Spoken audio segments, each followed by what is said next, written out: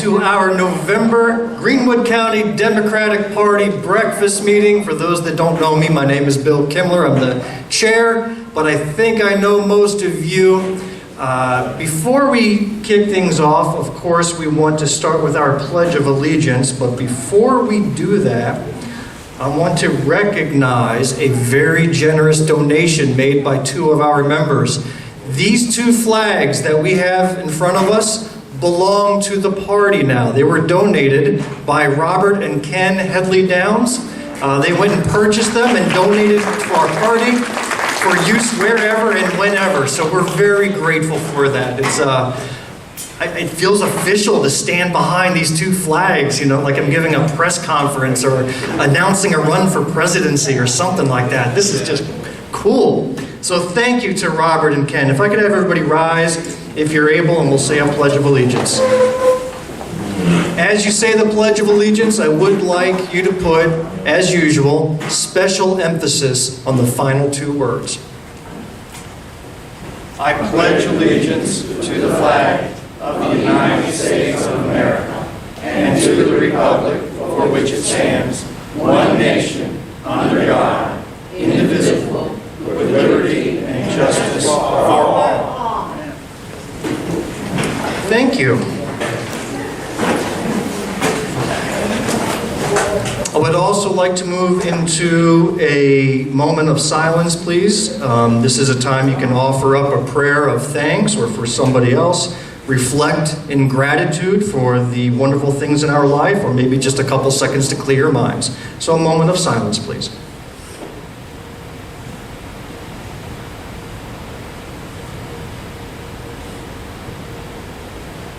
Thank you.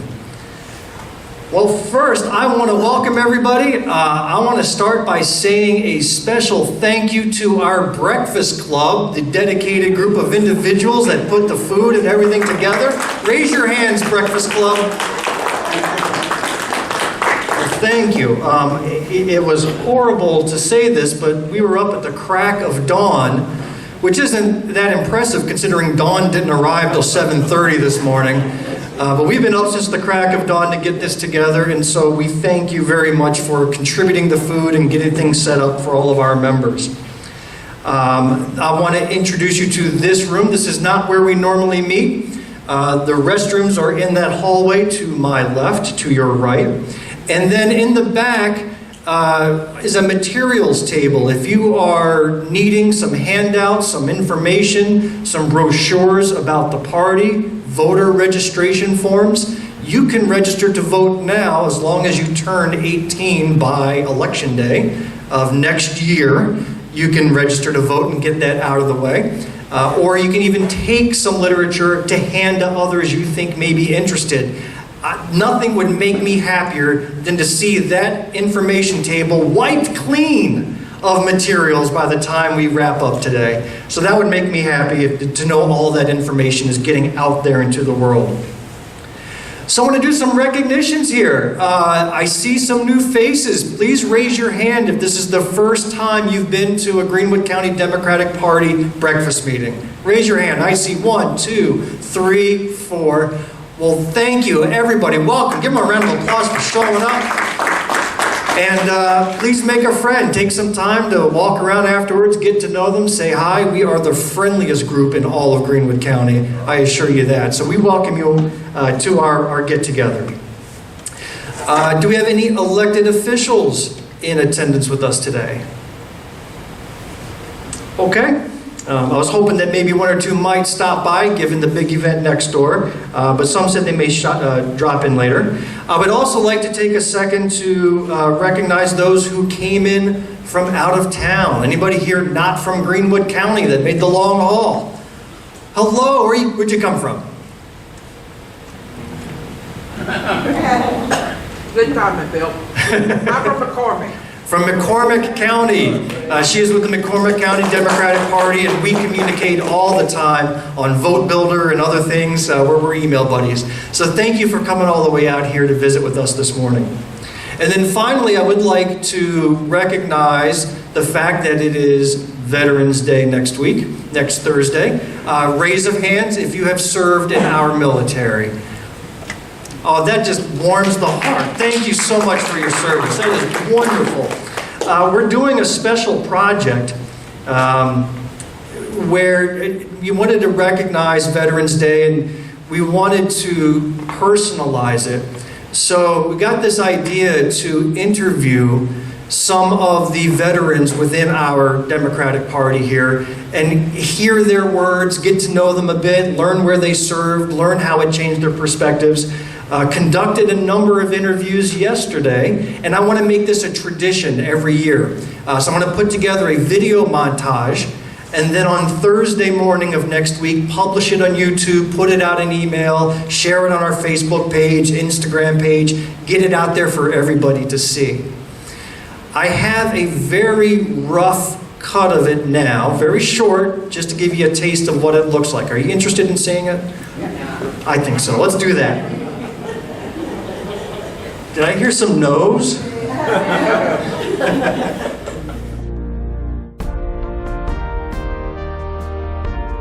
I was sent to the USS Perry, which was a destroyer based in Mayport, Florida.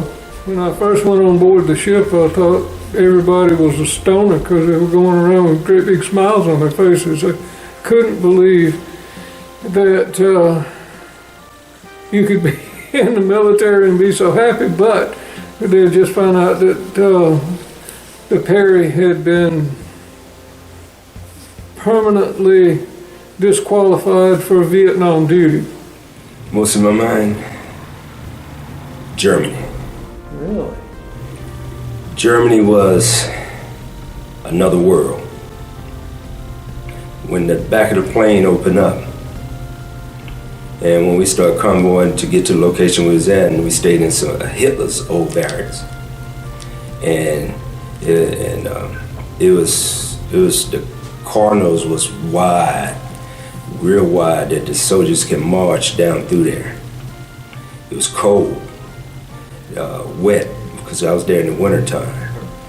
So we both grew up in military towns. I grew up in Fayetteville, North Carolina. So you have Air Force and Army in Fayetteville, and then on the coast of North Carolina you have the Marines. So it's kind of surrounded by different branches of the military my whole entire life. And when I was looking at that time of different jobs or whatever, just the Air Force called to me more than the other branches. Mm-hmm. My dad was in the Army, so he is a veteran.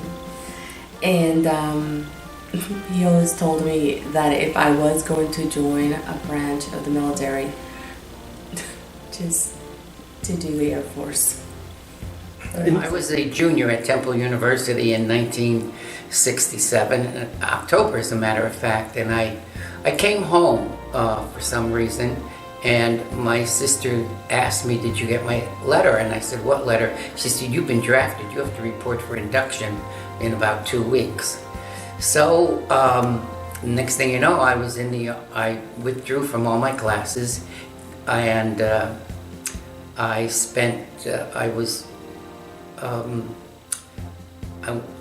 went to the induction center in Wilkes-Barre, Pennsylvania, and next thing I know, I was on a train going to, I landed here in South Carolina at Fort Jackson, the reception center, and then I took basic training in Fort Gordon. Because no matter where we go, we as Americans, those who hadn't been out the country or saw what America was all about, they'll learn to appreciate America. Because once I saw that flag, I know I was safe. Because I was worried when we depend on America for everything. Most people don't want to come to America because we have so much to give. And so I love America. And I would tell any and everybody that if you don't appreciate what's going on in America, go to another country and see how they live and see what they have to put up with. And you appreciate it. You wouldn't want to be talking about your country or try to destroy your country and the freedom and the rights that you have, because many people want it. So thank you to those who took the time to interview, and I look forward to putting together the more professional production, tying in the clips, and it was wonderful. And again, I want to make this a tradition every year, and I know we have many veterans within our ranks, and if I didn't get to you this time around, it's only because I didn't want to make a 3-hour-long video. Nobody would watch that. But I want to do this every year. So next year I would like to conduct a couple more interviews in the year after that, etc. So thank you very much for the time that you gave and the service that you gave as well. All right, let's go through our agenda for today. So today, I'm going to give some updates about what's been happening in the party. Reverend James Thompson, and he's our first vice chair and also president of the Greenwood chapter of the NAACP. Then after that, we'll announce the coveted Volunteer of the Month award. Then we'll talk about some upcoming schedules. Then we'll have an open forum, time for you to speak. And in fact, I've got a portable microphone that we can pass around now. All right, so we're getting more high-tech each and every time we meet. And then we're going to wrap up around the 10 o'clock hour, and I hope that you will find the opportunity to go right next door to the Gleeman Center and help celebrate the 10th anniversary of the Benjamin E. Mays Historical Site. Big celebration. They've got 500 chairs set up to witness that. So please head right on over, and that's why we moved our meeting here and cut the meeting in half to allow time for that. For those that may not be familiar with Dr. Benjamin E. Mays, and I would have counted myself as one of them up until last year, we put together a short educational video clip based on a book whose author I met yesterday in person, as a matter of fact. But we took information out of that book and put together a video montage, and we debuted it at last year's Carnell Drummond Mays dinner. And I'd like to share a couple minutes of that video with you today so that you can get a little knowledgeable about Dr. Benjamin E. Mays and put everything in context before we head over.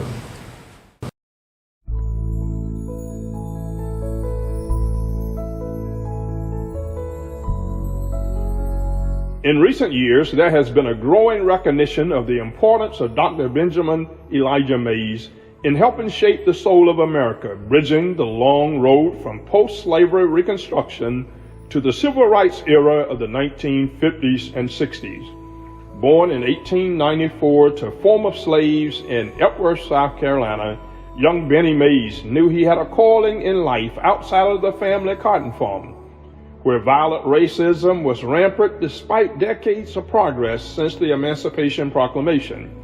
One of Mays' earliest memories was of the Phoenix election riot in 1898, which terrorized and humiliated his parents in front of their children.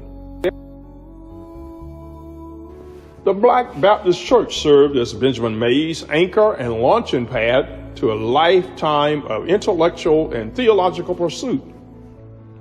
He had a conviction that God truly saw all of his creation as equal with qualities and talents that were limited only by the racial oppression of the times. He set out with determination to show he was the equal of any white scholar or minister. Dr. Mays' lifetime of academics started in a high school in Orangeburg, South Carolina, where he graduated as valedictorian.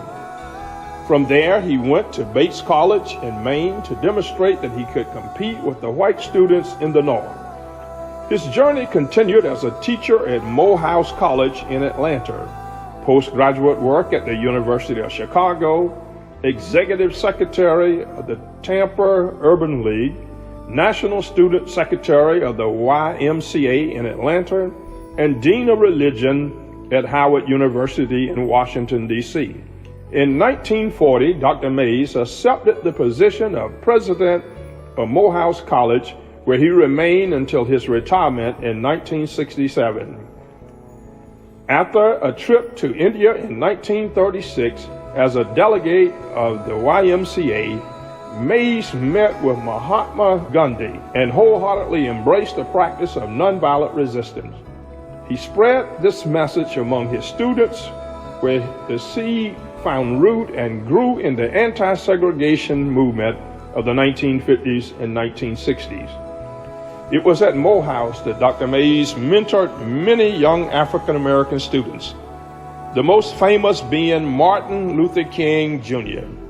Having been unable to have children of their own, Dr. Mays and his wife Sadie adopted King as their spiritual son, a fact that made his famous eulogy of Dr. King in 1968 so moving and painful. Dr. Benjamin E. Mays was many things: a published author, a tireless worker, an intellectual among intellectuals, a fierce anti-segregationist, a Baptist minister, a mentor and role model to countless men and women.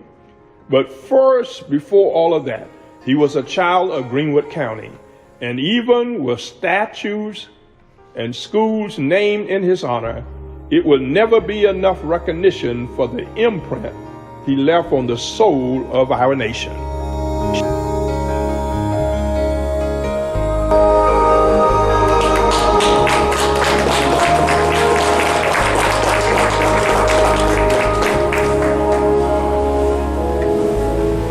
How his name is not known throughout this nation in every school book and every history class is beyond me. Yes, ma'am. I just wanted to add, for people who are not aware, he actually attended a boarding school in McCormick. The black churches at that time had to run their own schools, and Bethany Church in McCormick is where he attended school. So we have an affiliation also. Wonderful. And why I'm here today, because I do think he's a wonderful man. Yeah, last night at Lander University, they held a forum of scholars who studied and wrote about Dr. Mays, and Dr. Orville Burton was one of them, and he made a statement saying that in his mind, Dr. Benjamin E. Mays was the most influential person to come out of South Carolina in its entire history. And he says he would put Dr. Mays' name up with anybody and feels he could win that debate, and I'd have to agree with him. I believe I would too. Yes. Because we haven't had a whole lot come out of South Carolina.